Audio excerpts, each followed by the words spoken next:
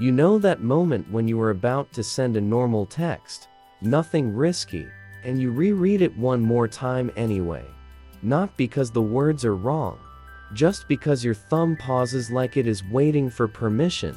Sometimes you soften the sentence, then undo it. Then you stare at the screen long enough to feel slightly foolish, like you are complicating something nobody will notice. And the strange part is how automatic it is, how your body seems to do it before you decide. Or it happens at the grocery store when you reach for something and hesitate, checking if anyone is behind you, even though you are not doing anything odd. A small scan of the aisle, a quiet adjustment of your posture. It is just a minor tightening inside, like a muscle you did not know you were holding, and you do not name it, you just keep moving. There is a kind of tension that does not announce itself as anxiety. It feels more like being slightly out of rhythm with your own day, like you are a half beat late to yourself. What makes it easy to miss is that it often shows up as competence. As being careful. As being someone who thinks ahead. In the carefulness gets rewarded. It looks like responsibility. So no one questions it. But sometimes the carefulness is not about the task. Sometimes it is about how you will be perceived while doing it. That is when it becomes hard to tell what you are actually responding to. Adult life involves a lot of performing normal, not in a fake way, more like you are constantly adjusting to the idea that someone might be reading you. There are days where nothing goes wrong, and yet you feel slightly worn, not by events. By the effort of staying calibrated. You answer emails in a tone that is not exactly yours. You add a line to sound warm. You watch yourself smoothing edges as it happens. You can feel the impulse even when no one is demanding it, like you are responding to a standard you cannot locate. And you keep meeting it anyway, because not meeting it feels like a risk you cannot define. Psychology reveals that human behavior is often guided by threat detection. So quiet, it looks like good judgment. Your mind calls it strategy.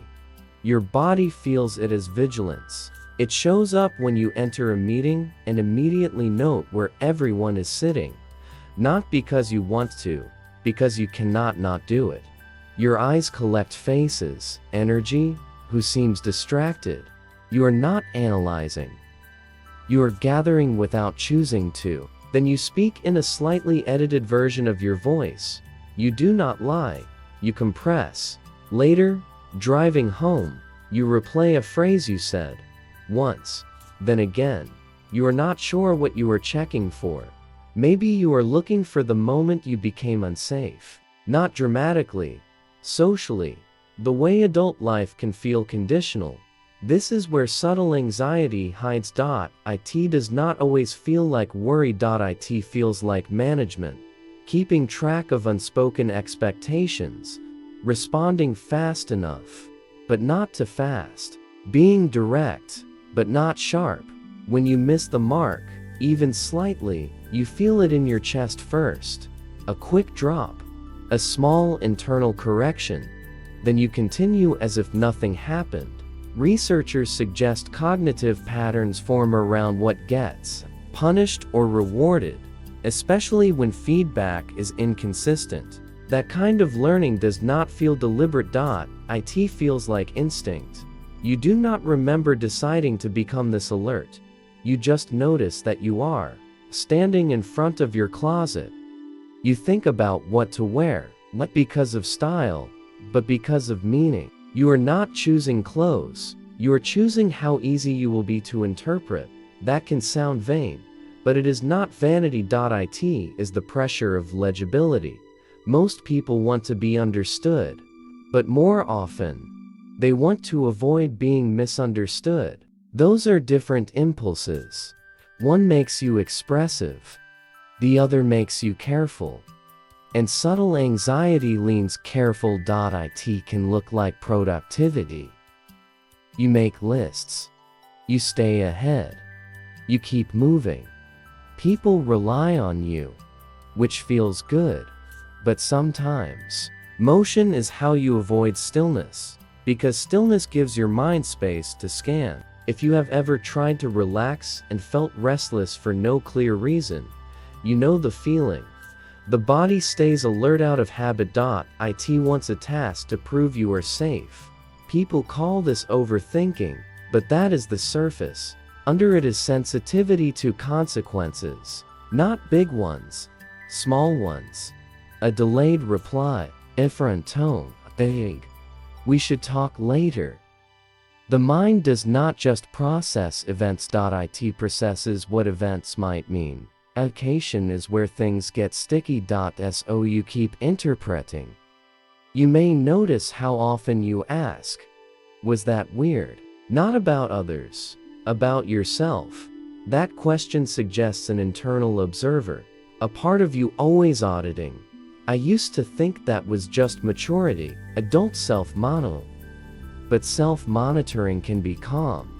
This often is not. It feels like trying to earn neutrality, keeping the social temperature steady. No spikes. No awkward shifts. And when it shifts, you feel responsible for fixing it.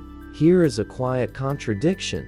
The more you manage how you are received, the less present you become in what you are doing. You are in the conversation, but part of you is watching it. You are resting, but part of you is rehearsing. Relaxation starts to feel undeserved unless every angle is covered. Since you cannot cover them all, you hover, not panicked, just ready. Subtle anxiety is not loud. It is a background hum. Once you notice it, it is hard to unhear. It may explain why people feel tired in ways sleep does not fix. The fatigue comes from anticipation.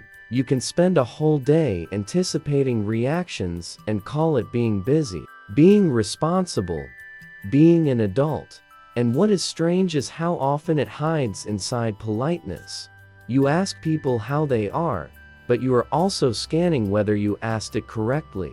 You laugh at a joke, but you also check if the laugh was too much. You are constantly providing small proofs that you belong. Your mind asks for permission constantly. Is it okay to take up space? Is it okay to say no? Is it okay to pause? These questions appear as delays. Before you speak, before you send, before you exhale. Sometimes it feels more like anxiety, means you failed to handle something right. But subtle anxiety is not always guilt. Sometimes it is preparation. Human behavior adapts to instability, even social instability. You cannot predict interpretation, so you try to make yourself misreadable. It is impossible, yet people try anyway. Decision-making drifts toward avoiding discomfort. Quietly. Automatically. It can look like kindness, offering help early, apologizing too fast. The same action can hold care and fear together. Motive stack. I notice this when I ask for something small. I cushion the request. I make it easy to refuse. Part courtesy, part avoiding the feeling of being a burden. What if that fear is not humility? What if it is learned? If your needs were once inconvenient, you learn to make them smaller. Over time, you forget you are doing it. You just become easy. Then you wonder why you feel unseen. Not because people are cruel, because you are hard to locate. Subtle anxiety can make you disappear without leaving. It can also make you perceptive. You sense tension early. People may praise this, call it emotional intelligence, but emotional intelligence is not always peaceful. Sometimes it is a survival skill that got promoted. Awareness from safety feels different than awareness from scanning. The outside looks similar. The inside does not. Inside, the body does not trust the calm to last. So it checks. It edits. It braces. Nothing may be wrong. Your life can look fine, and still, small things trigger you. An invite, a missed call, a vague message. Your body reacts before thought. That is not weakness. That is power. Psychology suggests the body speaks first. through tension, through shallow breath. Then the mind explains it away, usually personally, and too sensitive. I overthink. Those explanations feel controlling, but they may miss the point. Sometimes it is not sensitivity. It is calibration fatigue. Life feels reviewed. Metrics, profiles, scores, dashboards change behavior. You start thinking in outputs. Even rest gets evaluated. Fewer rules sound like freedom, but fewer rules mean more guessing. Guessing keeps the system awake. If you are always guessing, you are always slightly on trial. Not legally. Socially. So you crave certainty, routines, control, being prepared. Certainty costs attention, and subtle anxiety takes it in small withdrawals.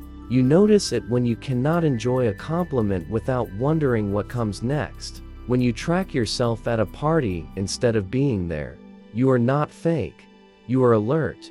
Sometimes it is like keeping a hand on the door handle. You are inside, but ready to leave. Ready before rejection, before blame, before exposure. Exposure as someone who wants, who needs, who is unfinished. Late at night, when the house is quiet and the phone is face down, you feel the urge to check it. Not for a message, for the possibility of one. That possibility tugs at your attention, gently, constantly, and you could call that distraction. But sometimes it feels more like a quiet contract you never agreed to. Stay reachable. Stay responsive. Stay aware of what might be asked of you next. So when your thumb pauses again, or you tune a message that did not need tuning, or you feel that small bracing before stepping into a store, it may not mean something is wrong. It may just be the